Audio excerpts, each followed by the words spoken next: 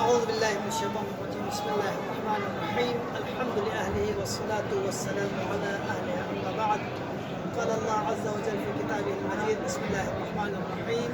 اقرأ باسم ربك الذي خلق، خلق الإنسان من علق، اقرأ وربك الأكرم الذي علم بالقلم، علم الإنسان ما لم يعلم.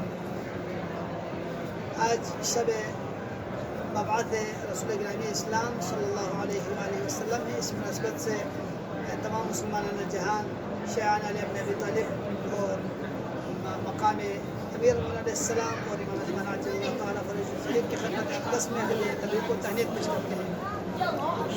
عید مبعث کے حوالے سے اکثر مومنین اشتباہ کرتے ہیں کہ آج کی جو شب ہے اس کو شب معراج کہا جاتا ہے. حالانکہ شب معراج اور شب مبعث میں فرق ہے. شب مبعث رسول گرامی اسلام مبعوث بے رسالت ہونے کا دن ہے. جس دن آپ کے اوپر پہلی وحی نازل ہو گئی وہ دن وہ روز مبعث ہے.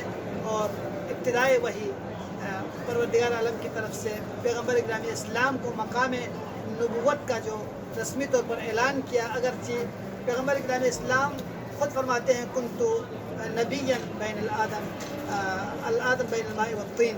جب آدم مٹی اور پانی کے درمیان میں تھا اس وقت بھی میں نبی تھا، لیکن رب ذوالجلال کی طرف سے جو اعلان نبوت نازل ہو گئی اور پیغمبر گرامی اسلام مبعوث بے رسالت ہوئے وہ 27 رجب المرجب سن 40 عام الفیل تھا.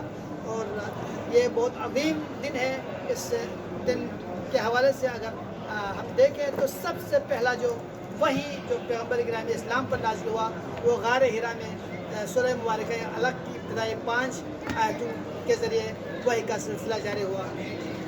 وحی کے حوالے سے اب بتاتا چلوں کہ وحی 3 طریقے سے ممکن ہے. ایک بذات خود رب ذوالجلال القائے کلمہ کرے، ڈائریکٹ رب ذوالجلال گفتگو کرے، جیسا کہ خداوند عالم نے حضرت موسیٰ علیہ السلام کے ساتھ گفتگو کی انی انا اللہ رب العالمین کہہ کے خود گفتگو فرمائی. اور دوسرا جو طریقہ ہے وہ اپنے فرشتوں میں سے کسی فرشتے کے ذریعے اپنی بات کو پہنچا دے، جیسا کہ حضرت جبرائیل علیہ السلام کے ذریعے وحی نازل ہوتے تھے اور وہ فرشتہ دکھائی بھی دیتا تھا. اور تیسری جو وحی کا طریقہ ہے وہ خداوند عالم الہام کے ذریعے یا خواب میں اپنی بات کو پہنچا دے، جیسے کہ حضرت ابراہیم علیہ السلام کے لیے اپنے بیٹے کو ذبح کرنے کے حوالے سے جو حکم ملا. اور سورہ مبارکہ علق کی ابتدائی 5 آیت جب نازل ہوتے ہیں تو اہل سنت والجماعت کے مفسرین کا یہ کہنا ہے کہ جب پیغمبر گرامی اسلام پر پہلی وحی نازل ہو گئی تو اس وقت رسول گرامی اسلام غار حرا میں تشریف فرما تھے. اس وقت جبرائیل نے کہا کہ اقرأ پڑھ، تو اس وقت پیغمبر گرامی اسلام فرماتے ہیں میں نہیں پڑھ سکتا، پڑھنا میرے لیے ممکن نہیں ہے.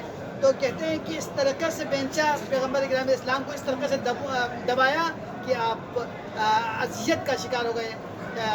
حتیٰ کہتے ہیں کہ 3 دفعہ جب آپ کے اوپر اذیت دی گئی اس وقت آپ کانپتے ہوئے تھرتھراتے ہوئے جناب خدیجہ کے حضور آپ تشریف لے آتے ہیں. تو اس وقت جناب خدیجہ آپ سے سوال کرتے ہیں کہ کیا وجہ ہے، کیا مسئلہ ہے. تو اس وقت فرماتے ہیں کہ رب ذوالجلال کی طرف سے وحی نازل ہو گئی یا جبرائیل نے میرے لیے پیغام لے آیا لیکن میں اس کو بتا نہیں سکا. تو جناب خدیجہ فرماتی ہیں ورقہ بن نوفل کے پاس رسول گرامی اسلام کو لے کے جاتے ہیں. تو اس وقت ورقہ بن نوفل یہ تصدیق کرتے ہیں کہ یہ خدا کی طرف سے وحی ہے جس طرح یہ سابقہ انبیاء کے اوپر بھی وحی ہوتی تھی. لہٰذا یہاں پہ مقام تعجب ہے کہ جو رسول سید المرسلین ہو، جو رسول تمام انبیاء کا سردار ہو، کیا وہ اس میں یہ لیاقت نہیں ہے کہ یہ وحی الہی ہے یا کچھ اور ہے؟ اور کیا حضرت خدیجہ اور نوفل ورقہ بن نوفل رسول گرامی اسلام سے زیادہ علم رکھتے تھے؟ لہٰذا اس روایت کو ائمہ معصوم علیہ السلام رد کرتے ہیں. اور سب سے پہلے جو وحی کا الفاظ ہے وہ مقام سب سے پہلے جو اقرأ بسم ربک الذی خلق پڑھنے کے حوالے سے اس علم کی جو اہمیت ہے وہ واضح ہو جاتے ہیں. اور دوسری بات رب ذوالجلال کے نام سے، لہٰذا جب تک کوئی بھی تعلیم ہو پروردگار کے نام سے نہ ہو تو اس صورت میں گویا وہ علم شمار نہیں ہوگا۔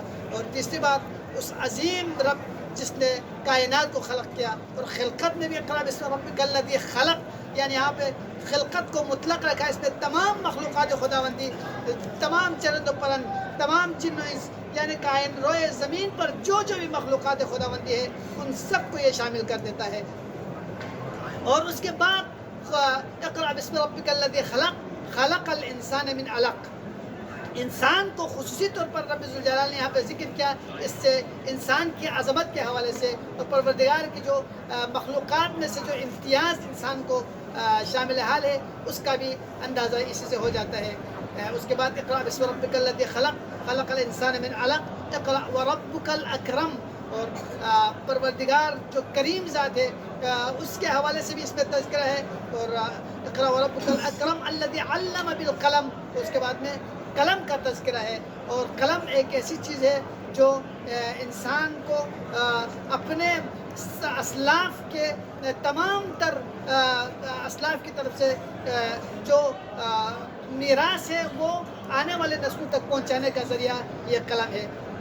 لہٰذا آج کے اس عظیم دن کی مناسبت سے اور اس مبعوث برسالت ہونے کا جو دن ہے، خاص ہدف کے لیے پیغمبر گرامی اسلام کو مبعوث برسالت کیا، جو کہ قرآن کی باقی آیتوں سے ثابت ہوتا ہے، جیسے هو الذی بعث فی الامیین رسولا منہم یتلو علیہم آیاتہ ویزکیہم ویعلمہم الکتاب والحکمہ وان کانوا من قبل لفی ضلال مبین۔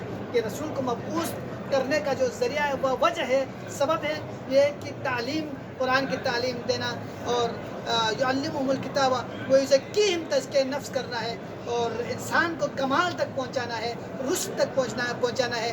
لہٰذا جو انسان کمال تک پہنچنے میں کردار ادا نہ کرے، جو انسان تزکیہ نفس نہ کرے، اگر بعثت کے ہدف کو نہ سمجھے تو اس صورت میں صرف لقلقۂ لسانی کے ساتھ ہم آج کے اس دن کو منانے کا کوئی فائدہ نہیں ہے۔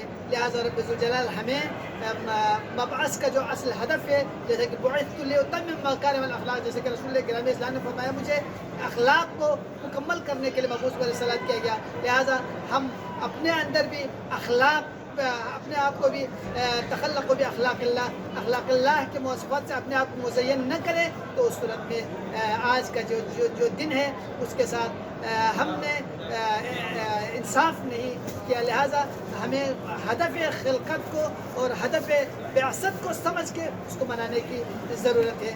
والسلام علیکم ورحمۃ اللہ وبرکاتہ۔